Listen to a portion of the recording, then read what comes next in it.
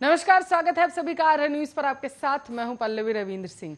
अफगानिस्तान से भागे पूर्व राष्ट्रपति अशरफ गनी ने पैसे लेकर देश से भागने के आरोपों को सिरे से खारिज कर दिया। उन्होंने एक वीडियो संदेश जारी कर सफाई दी कि वो सिर्फ एक जोड़े कपड़े में अफगानिस्तान से निकले थे। गनी का यह बयान एक फेसबुक पोस्ट के जरिए सामने आया। अफगानिस्तान से निकलने के बाद अशरफ गनी ने संयुक्त अरब अमीरात में पनाह ली। यूएई के विदेश मंत्रालय ने अशरफ गनी और उनके परिवार की मौजूदगी की खबर पर मुहर लगा दी है। यूएई सरकार के मुताबिक गनी और उनके परिवार को मानवीय आधार पर शरण दी गई। वीडियो संदेश में कहा गया है कि मेरा देश से भागने और अपने वतन को यूं छोड़ देने का इरादा नहीं था। मैं खून खराबा रोकने के लिए संयुक्त अरब अमीरात में हूं। मैं अभी भी अफगानिस्तान वापस लौटने के रास्ते तलाश रहा हूं। मैं न्याय, अफगानी संप्रभुता और सही मायने में इस्लामिक मूल्यों को बहाल करने की लड़ाई लड़ता रहूंगा। तालिबान राज लौटने के बाद आज आम अफगानी अपने नेता को यूं भागते देख गुस्से में है। अमेरिका तक ने भी कह दिया है कि अफगानिस्तान के मौजूदा हालात के लिए ऐसे नेता जिम्मेदार हैं जो मुश्किल वक्त में भाग निकले। साफ है, अशरफ गनी की सफाई न तो अफगानिस्तान की जनता के गले उतरेगी, अब न ही विश्व बिरादरी को रास आएगी। तालिबान के क्रूर कदमों के आगे अफगानिस्तान की जनता को बेबस छोड़ देने वाले अशरफ गनी को इतिहास एक भगोड़े नेता के तौर पर अब याद रखेगी।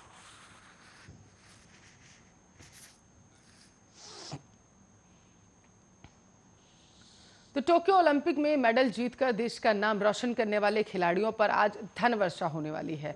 यूपी की योगी सरकार आज एक कार्यक्रम में ओलंपिक पदक विजेताओं को सम्मानित करने जा रही है। मुख्यमंत्री योगी आदित्यनाथ ओलंपिक में हिस्सा लेने वाले सभी खिलाड़ियों का सम्मान करेंगे। यह कार्यक्रम अटल बिहारी स्टेडियम में दोपहर 3 बजे के आसपास किया जाएगा। खिलाड़ियों को सम्मानित करने के अलावा यूपी सरकार युवाओं में स्वावलंबन और खेलों के माध्यम से उनके विकास को लेकर मिशन युवा लॉन्च करेगी। इस कार्यक्रम में मुख्यमंत्री योगी आदित्यनाथ और प्रदेश की राज्यपाल आनंदीबेन पटेल समेत तमाम मंत्री शामिल होंगे। ओलंपिक में शामिल होने वाले हर भारतीय खिलाड़ी भी इसमें शामिल होंगे। योगी सरकार पुरस्कार देकर खिलाड़ियों को सम्मानित करेगी।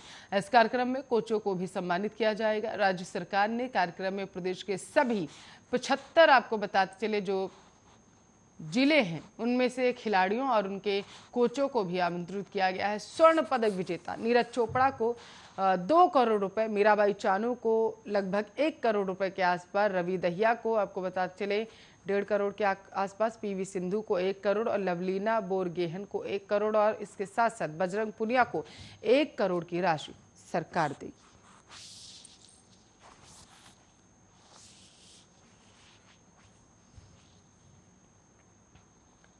तो केंद्र शासित प्रदेश जम्मू कश्मीर के कटरा में आज सुबह सुबह भूकंप के झटके महसूस किए गए। आपकी जानकारी के लिए आपको बताते चले कि ये जो झटके थे ये मध्यम तीव्रता के थे। 3.6 तीव्रता मापी गई है। और आपको यही बता दें कि आज सुबह लगभग 5:08 पर ये झटके महसूस किए गए। फिलहाल मिली जानकारी के अनुसार प्रदेश में अभी इस भूकंप से किसी तरह के नुकसान की कोई खोज खबर नहीं है। आपको बताते चले कि अगस्त के महीने में जम्मू और कश्मीर में 2 बार भूकंप के झटके महसूस किए गए थे। 4 अगस्त को भी राज्य में भूकंप के झटके महसूस किए गए थे। सुबह 4 बजे लोगों ने तेज झटके महसूस किए। उस दिन भूकंप की तीव्रता 5.2 मापी गई थी। हालांकि भूकंप के तेज झटकों के बावजूद उस दिन भी किसी जान माल की नुकसान की खबर सामने नहीं आई थी।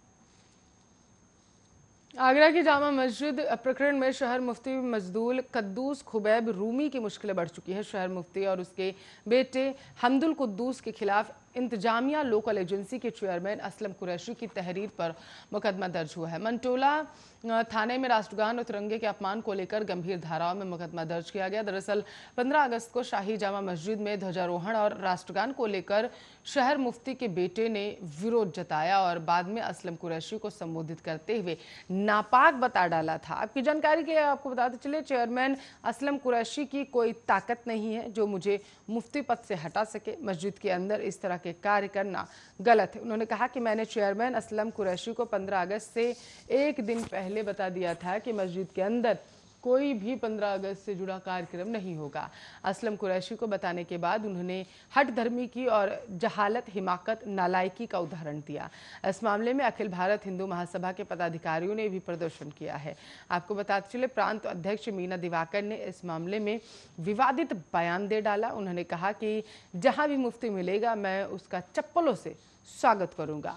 अब हिंदुस्तान में रहने का उसे कोई हक नहीं है, उसे पाकिस्तान चले जाना चाहिए।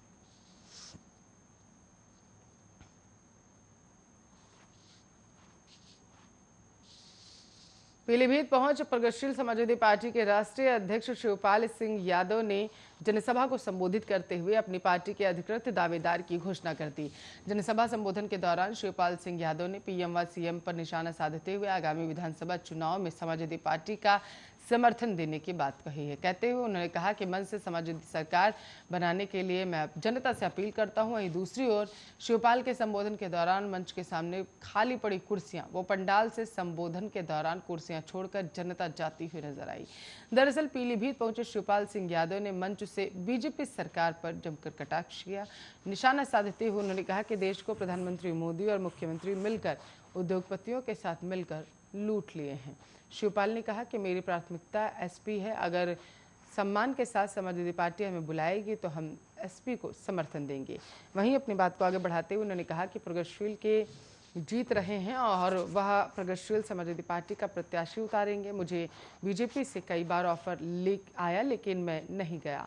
मैं समाजवादी हूं। जब हमारे एमएलए जीत कर आएंगे तब पता चलेगा कि मुख्यमंत्री कौन होगा। और आज उत्तर प्रदेश में 25वें स्थान पर है और प्रदेश में महंगाई, बेरोजगारी, भ्रष्टाचार बीजेपी की वजह से बढ़ता जा रहा है।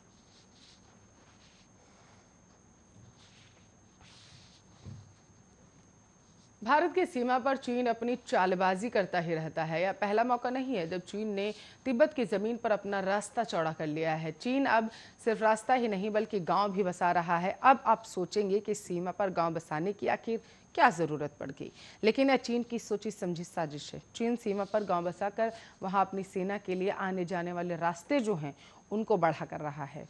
उस रास्ते को चौड़ा किया जा रहा है। भारत की सिक्किम में सीमा के नज़दीक आने की कोशिश में कुछ हद तक सफल भी हो रहा है। सिक्किम की सीमा से लगते दूर दूर तक सिर्फ पहाड़ नज़र आते हैं, जहां एक पहाड़ से दूसरे तक जाने में कई घंटे और कभी कभी दिन भी लग जाते हैं। लेकिन चीन की तरफ पहाड़ के कटान के लंबे रास्ते बनाए गए हैं। रास्ते भी ऐसे टैंकर भी कुछ घंटों में बॉर्डर तक पहुंच जाएंगे। गांव बनाने के पीछे चीन की चाल है कि जमीन पर कब्जा, तिब्बत के लिए नया चक्रव्यूह, खुफिया घेरा। चीन को इससे खुफिया जानकारी भी मिलती रहेगी और गांव वालों के जरिए वो वहां विकास के नाम पर सेना की आवाजाही बढ़ा सकेगा।